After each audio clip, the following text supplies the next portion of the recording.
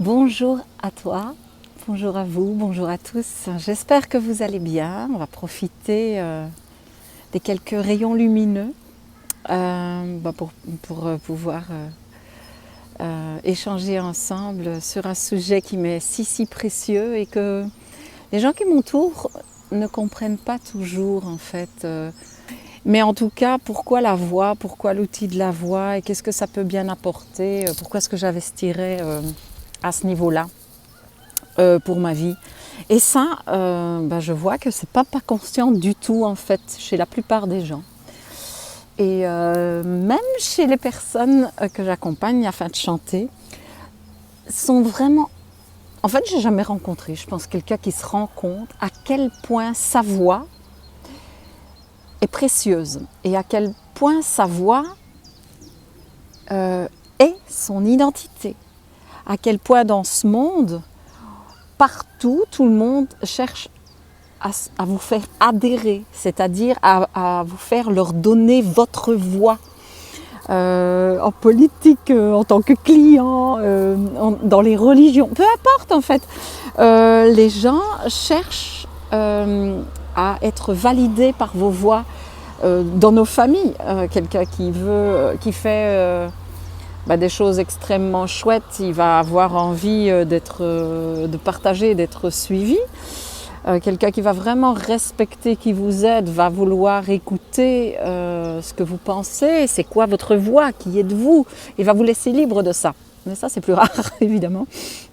Et alors, tous ceux qui vont aller à la dérive, les gens qui vont vous encourager à faire la même chose qu'eux parce que eux font quelque chose qui n'est pas trop top, alors là, vous avez beaucoup d'influenceurs qui vont vous encourager à boire quand vous sortez, à tomber dans des addictions.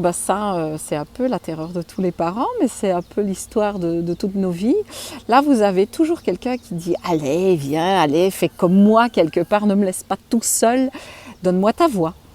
Et quand on donne sa voix, on se perd dans cette dérive, parce qu'à un moment donné, à force de valider, on est aspiré comme ça dans une espèce de tourbillon. Quand on chante des propos, quand on parle, on utilise sa voix à communiquer, à exprimer qui l'on est ou à exprimer qui l'on n'est pas. C'est-à-dire, est-ce que je suis moi? Et est-ce que ma voix va être fidèle à qui je suis, à mes valeurs, à la direction que je prends pour ma vie? Est-ce que ma vie a un sens? Est-ce que j'ai pris le temps de définir ce sens? Est-ce que je suis quelqu'un qui choisit d'être fidèle à ma santé? Et est-ce que ma voix va dans ce sens? Simplement, c'est une grande question d'hyper-cohérence. Est-ce que ma voix est cohérente avec la définition de qui je suis dans mon identité profonde et dans mes actions quotidiennes, dans mes choix? Est-ce que mon esprit, mes paroles sont en adéquation avec mes actions, mais aussi avec mon âme? C'est-à-dire qui je suis dans mon être, indépendamment de l'éducation que j'ai pu recevoir, indépendamment du comportement qu'on me demande d'adopter, indépendamment des conditionnements dans lesquels j'ai été façonnée. Et ça, il y a très peu de gens qui s'interrogent là-dessus. Et on est tous accrochés les uns aux autres. Et c'est génial quand tout ça a un sens, être interdépendant pour avoir une direction où ce sont des valeurs humaines, des valeurs de cœur, des valeurs porteuses de joie, de partage, de réussite, d'enrichissement, quelle que soit la direction qu'on prend, à partir du moment où c'est respectable en fonction de qui je suis. Mais pour pouvoir me positionner en respect et fidèle à qui je suis, il faut que je me définisse. Et me définir, c'est quelque chose de très difficile à faire quand on n'a aucun repère. Avec l'outil de la voix, c'est assez extraordinaire parce que lorsque nous nous exprimons, nous sommes confrontés à nos émotions. Et nos émotions, c'est une intelligence. On ne présente pas souvent l'émotion comme une intelligence. Et pourtant, mon corps, en vivant des émotions, me révèle à quel point je suis en adéquation ou non avec ce qui est en train de s'exprimer, ou mes émotions me révèlent à quel point je suis touchée profondément, donc par quelque chose qui est exprimé à l'extérieur, ou par moi d'ailleurs. Parfois je vais écouter une chanson, elle va vibrer dans mon cœur, dans mon corps, dans mon esprit, dans mon âme. Certaines paroles vont me toucher, ou vont me donner l'impression par exemple de me blesser. Mais en fait les paroles chantées ne me blessent pas, elles réveillent des paroles qui se sont logées en moi et qui m'ont blessée auparavant, et elles permettent à cette mémoire de se révéler, de pouvoir sortir, s'exprimer et recontacter du coup ce qu'il y a en dessous de cette mémoire blessée, en dessous de cette souffrance qui était logée en moi, de cette croyance que je dois peut-être me taire si je suis triste, ou projeter ma colère sur les autres, ou détruire, ou me venger, ou... Et bien voilà, là, ma vie n'a aucun sens sinon celle de réagir et de souffrir. Et à un moment donné, soit on subit sa vie continuellement en réaction, soit on est à la merci de d'autres voix qui passent. Mon objectif à moi n'est pas du tout celui-là. Mon objectif est de vous révéler à vos voix, c'est-à-dire vous révéler à vos âmes, vous révéler à qui vous êtes, afin que vous puissiez choisir en vos âmes et consciences la direction de vos vies, fidèle à vous-même. Et l'outil de la voix, pour moi et dans mon expérience à moi, mes compétences et ma passion, parce que c'est vraiment ma passion d'utiliser cet outil, mais aussi de permettre aux autres de se révéler à travers cet outil, ou en écoutant la voix chanter, la voix parler. Eh bien, c'est pour moi l'outil le plus merveilleux et le plus rapide, le plus puissant pour révéler ça. Alors effectivement, on va être bousculé, mais la vie nous bouscule tout le temps. Et je préfère créer un cadre où on sait qu'on va autant révéler les parties lumineuses de soi et puis les parties obscures de soi, et pouvoir les accueillir avec respect et amour et dire ok, je fais quoi avec ces parties-là, comment je les assemble, comment je les réunis, et comment je fais la paix avec ces parties différentes de moi, en disant elles n'ont pas besoin d'être positives ou négatives, elles ont juste besoin d'être et de servir mon chemin, et de pouvoir me définir en fonction des obstacles que je rencontre dans la vie, des personnes avec lesquelles je choisis de continuer à avancer ou non, en fonction des carrefours de vie, des directions à prendre. Je vois beaucoup de gens qui sont dans le rond-point en train de tourner sans prendre de direction. Ils jouent aux autotamponneuses avec les autres, et il y a beaucoup de plaintes ou de découragement ou de colère, de frustration. Quand les gens sont en chemin, qu'ils ont trouvé leur voie, c'est toujours corrélé à ce qu'ils aiment, c'est toujours corrélé à ce qu'ils ont dans l'âme, à ce qu'ils ont comme vitalité intérieure, et ça les emmène toujours vers des objectifs joyeux. Et même si on retraverse la tristesse, si on retraverse la colère, si on retraverse la frustration, il y a toujours la conviction profonde qu'on peut continuer à faire les pas suivants, qu'on peut se relever quand on a été fatigué ou quand on a trébuché, et dire oui, mais je sais vers où je vais, je suis fatiguée, j'en peux plus, mais je connais ma voie, je connais ma direction.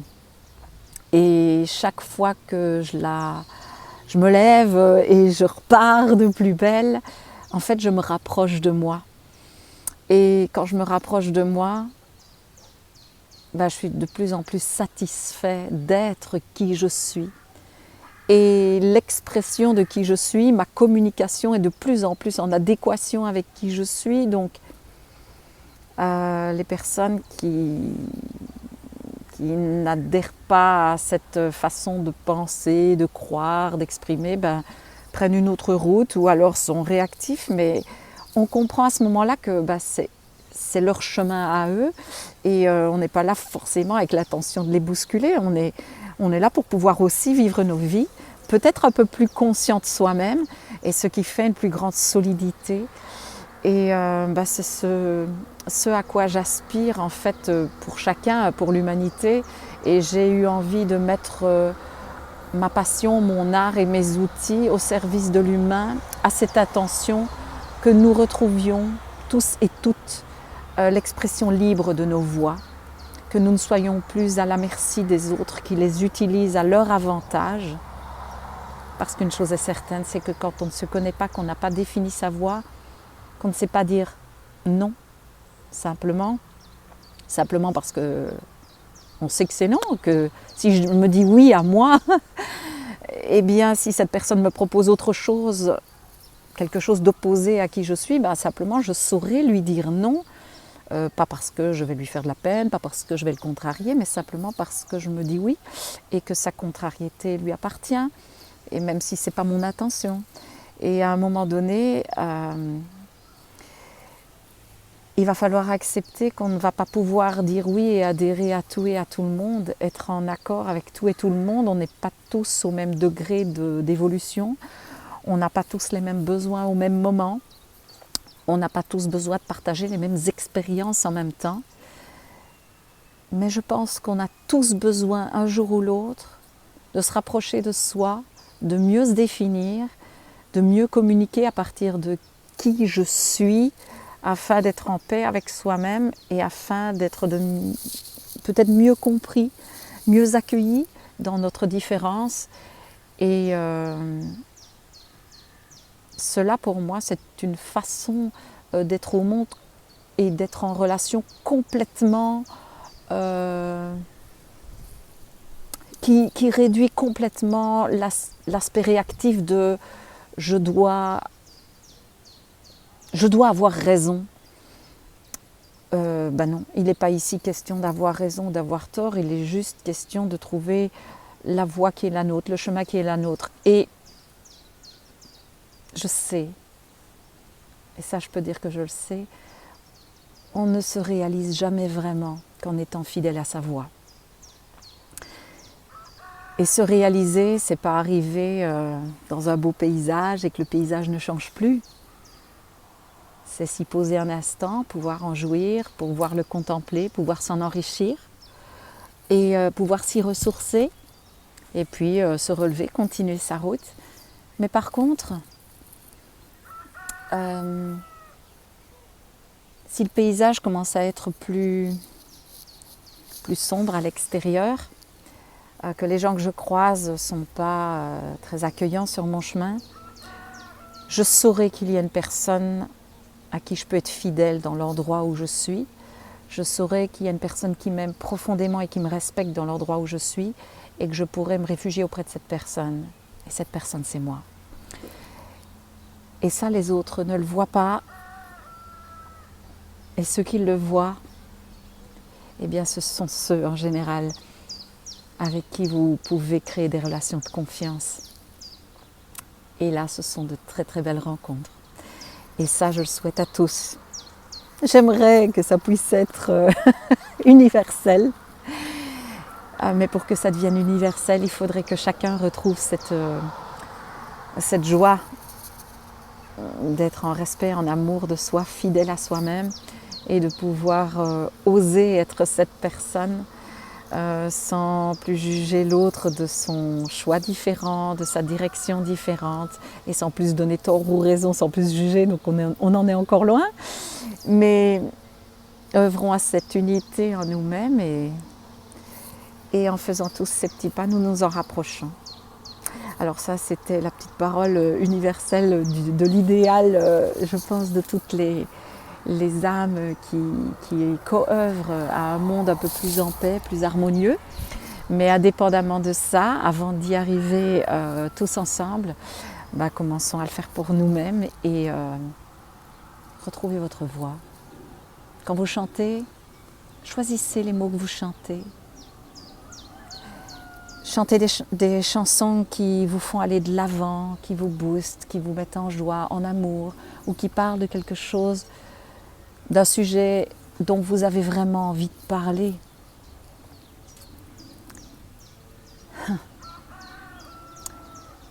J'accompagne des gens qui aiment chanter, qui sont sensibles aux mélodies ou qui admirent d'autres voix que les leurs, donc qui admirent des stars, des chanteurs, des chanteuses. Et c'est cette admiration extérieure qui fait qu'on chante ou qu'on a envie de chanter, ça commence par là, mais cette admiration ne doit pas devenir une adoration, une focalisation, Ne confondons pas l'amour et l'adoration. Sinon, en mettant les autres sur un piédestal, on ne peut pas être en lien avec eux.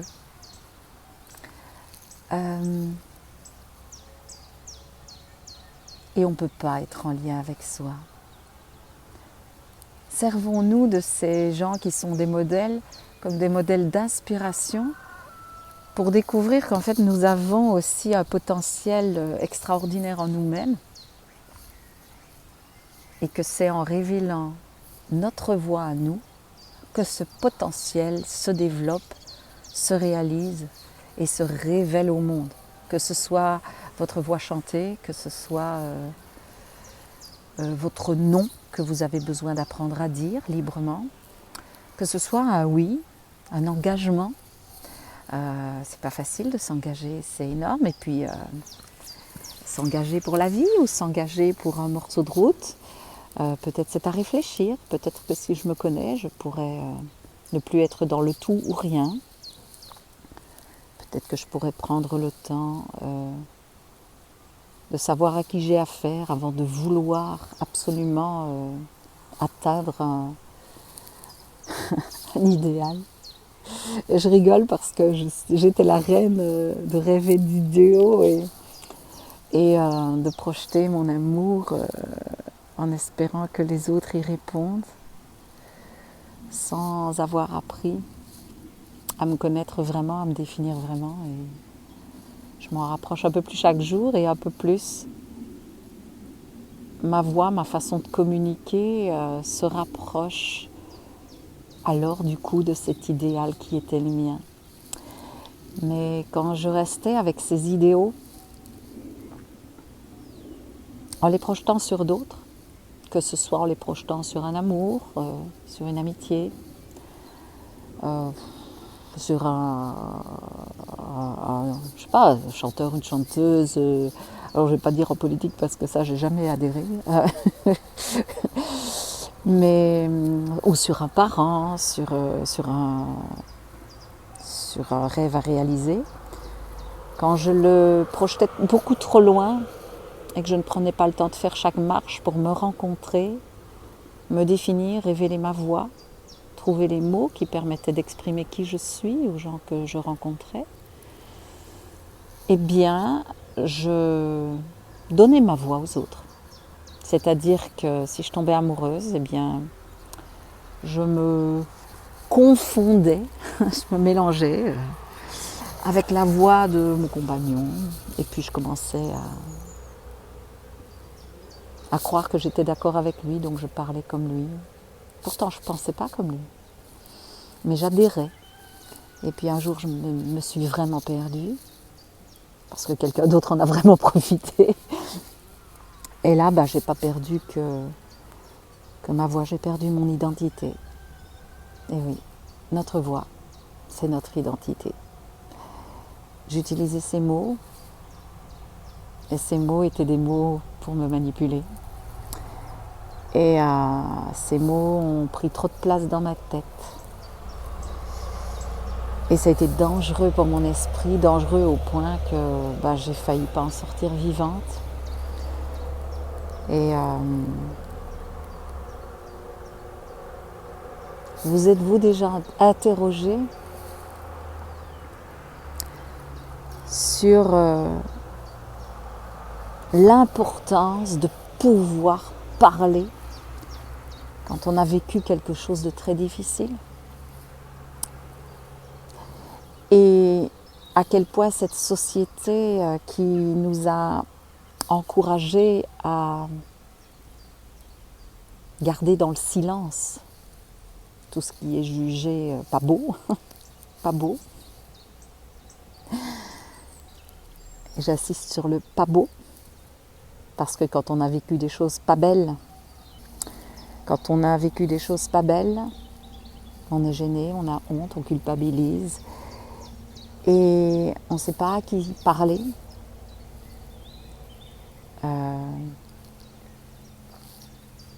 Et plus je rencontre des personnes autour de moi qui ont souffert, qui ont été abusées d'une façon ou d'une autre, manipulées, violées, qui ont vécu des dérives sous différentes formes, il y a toujours, j'ai envie de dire cette immense pudeur, mais c'est plus qu'une pudeur, c'est vraiment comme une interdiction encodée en nos mémoires, en nos cellules, de pouvoir exprimer librement au grand jour ce qu'on a sur le cœur, ce qu'on a en mémoire, ce qu'on a vécu, comme si on portait cette charge à tout jamais et qu'on devait en être puni. Eh bien, se taire, ne pas s'exprimer, c'est être puni pour la vie. Les personnes qui ont vécu des choses très graves comme ça le savent.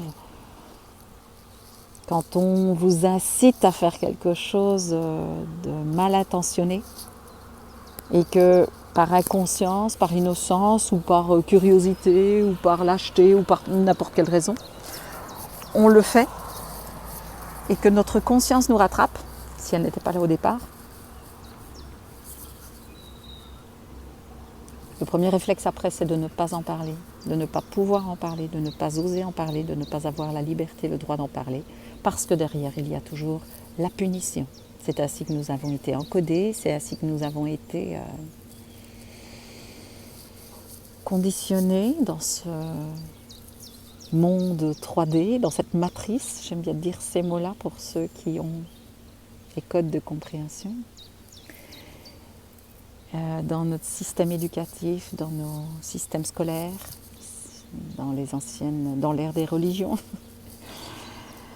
Et nous n'en sortons pas. Nous ne sortons pas de « il faut nous taire, sinon on va être punis ». C'est encodé comme ça. Et la prison que nous vivons intérieurement, c'est de ne pas pouvoir nous exprimer librement. À travers un art de l'expression, à travers l'écriture, à travers la peinture, si vous voulez, à travers la danse, à travers le chant,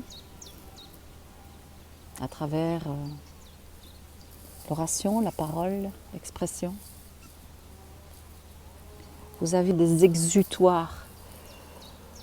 Une première étape pour permettre à vos esprits de se libérer de ce qu'ils ont gardé trop longtemps, à vos cœurs de se soulager, à vos corps de lâcher prise. Mais ça ne suffit pas. Ça ne suffit pas. Derrière ça, derrière l'exutoire, derrière l'expression pour libérer le trop-plein, eh bien on a besoin d'une définition de soi, d'une reconstruction. Et pour bien se reconstruire, il est indispensable de bien se définir, de retrouver notre voix, de retrouver notre identité, parce que notre voix est notre identité. Je ne sais pas si vous avez entendu, un jour on m'a dit ça, on m'a dit « Cindy, tu es dangereuse ». Je me dis « Mais pourquoi on me dit ça ?» J'œuvre avec mon cœur, j'écoute les êtres humains, je me reconnecte à la partie la plus naturelle de moi. Je dis et j'exprime ce qui a du sens juste pour moi et on me dit « Tu es dangereuse ». Oui. Je suis dangereuse pour ce qui est enfermé parce que je risque de mettre sur le doigt sur boum, la petite blessure, la petite cicatrice ou la crevasse ou le petit bouton qui va faire que toute cette blessure va remonter à la surface. Eh bien, c'est ce que font les livres qui ont été bien écrits. C'est ce que font les films qui ont été très très bien scénarisés et montés. C'est ce que fait l'art. Les arts de l'expression vous permettent un écho de ce que vous avez vécu intérieurement. Vous ne savez pas pourquoi vous pleurez devant un film, devant un spectacle, en écoutant une chanson. Mais si vous vous écoutez intérieurement, vous savez profondément avec quoi ça résonne. Vous savez que ça résonne avec une part de vous qui n'est pas libre. Sinon, je ne pleure pas. Ou alors, je pleure, mais différemment. En tout cas, je ne pleure pas avec la souffrance, je ne pleure pas avec la détresse, je ne pleure pas avec l'impression que c'est mal de pleurer, non. Je laisse couler mes larmes et je suis ravie parce que mes larmes, alors, à ce moment-là, elles me libèrent, elles alchimisent, elles transforment, elles transmutent intérieurement ce qui était à l'intérieur. Et ça, c'est mon art. Et ben voilà, j'utilise ma voix pour parler, pour écrire, pour chanter, pour communiquer sur des tas de thèmes différents. Ça m'est égal. Ça m'est égal, je veux accueillir ce que vous avez vécu dans la mesure du respect de moi-même et à mon rythme, ce que je vous invite à faire aussi. Mais ne laissez plus vos voix éteintes, ne laissez plus vos voix dans l'obscurité, ne laissez plus vos voix exprimer ce que vous n'avez pas pensé par vous-même. Ne laissez plus vos voix chanter n'importe quoi sans aller essayer de comprendre le message qui est transmis et être sûr que vous êtes en adéquation avec ce message. Et là, vos voix vous reviendront. Et j'ai mis du temps à retrouver ma voix. Et pour quelqu'un comme moi, avoir perdu sa voix, c'était d'autant plus terrible. Parce que, en plus d'être important comme pour n'importe quel être humain, c'est mon outil, mon art, c'est mon moyen d'expression, c'est mon moyen de transmission. Et là, je fais un clin d'œil à tous les enseignants, à tous les orateurs. Réfléchissez, ressentez en vos âmes et consciences si ce que vous transmettez est en adéquation avec vos valeurs, avec ce que vous souhaitez pour chaque être humain sur cette terre. Et si vous arrivez à le transmettre dans les intonations et dans les intentions qui sont les plus justes pour vous et dans le respect des libertés, des différences de chacun, que vous soyez formateur, formatrice, que vous fassiez des discours, que vous soyez des orateurs, c'est très important, vous avez une grande responsabilité. Des gens vous écoutent, si vous ne le faites que dans l'intention d'avoir des adhérents pour gagner de l'argent et que cela emmène une partie de ces gens dans la détresse parce que ce n'est pas qui ils sont, vous vous enrichissez financièrement d'avoir généré de la détresse. Et si vous sentez que vous êtes de ces personnes très influençables, que quand vous allez dans un magasin, on peut vous vendre n'importe quoi, que chaque fois que vous rencontrez quelqu'un, il peut vous convaincre de n'importe quoi, eh bien, dites-vous que vous êtes probablement quelqu'un qui avait perdu la conscience que votre voix est votre identité et que vous pouvez vous la réapproprier et que vous pouvez retrouver ce pouvoir, cette souveraineté de qui vous êtes et rectifier le tir de votre vie. Parce que retrouver sa voix, c'est vraiment rectifier le tir de sa vie. Voilà, je voulais vraiment parler dans les grandes lignes de la voix, de l'importance que vous utilisiez la voix en tant que thérapeute, qu'elle soit chantée, qu'elle soit silencieuse, qu'elle soit parlée, qu'elle soit commerciale, qu'elle soit pour la communication, qu'elle soit pour la politique, qu'elle soit pour n'importe quoi. Utilisez-la en conscience du respect de qui vous êtes et de votre humanité. Et c'est ce à quoi je peux vous aider, c'est la direction dans laquelle je peux vous guider. Que ce soit en chantant, que ce soit par la voix guérisseuse, que ce soit en recevant les shows d'art-thérapie sur les thèmes différents que j'aborderai. Tout cela sera pour vous faire résonner dans votre cœur, dans votre âme, dans votre esprit, dans votre corps, avec toutes les mémoires qui y sont logées.